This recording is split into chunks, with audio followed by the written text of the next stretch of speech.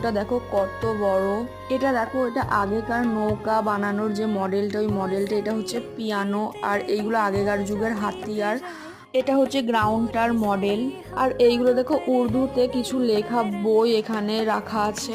অনেকের মুখে তোমরা হয়তো শুনবে যে হয়তো ভেতরে দেখার কিছু নেই বা এরকম কিছু হয়তো তারা বলবে, কিন্তু তাদের কথা একদম এড়িয়ে জাস্ট চলে আসবে। কারণ আমিও শুনেছিলাম যে সামনেটা হয়তো সুন্দর কিন্তু ভেতরে কিছু নেই, কিন্তু ভেতরে দেখার অনেক কিছু আছে যেটা তোমরা দেখতেই পাচ্ছ। তারপর সিঁড়ি দিয়ে ওপরের দিকে উঠে গেলাম, আর দেখো কতটা পরিমাণে ভিড়। আমি তো বলবো তোমরা সানডেতে এসো না, কারণ সানডেতে প্রচন্ড পরিমাণে ভিড়। যদিও এরকম জায়গায় সব সময় ভিড় থাকে, তবু সানডেতে একটু বেশি ভিড় থাকে। আর এখান থেকে এই ভিউটা দেখো, জাস্ট অসাধারণ, এত সুন্দর লাগছে পুরো গ্রাউন্ডটাকে এইভাবে দেখতে। যাই হোক, তারপর আমরা ভেতরটা ঘুরে বাইরের দিকে চলে এলাম। তারপর কিছু ফটো শুট করলাম, কিছু ভিডিওস বানালাম। তো আজকের মিনি ব্লগটা এতটুকুই। দেখা হচ্ছে নতুন কোনো মিনি ব্লগে।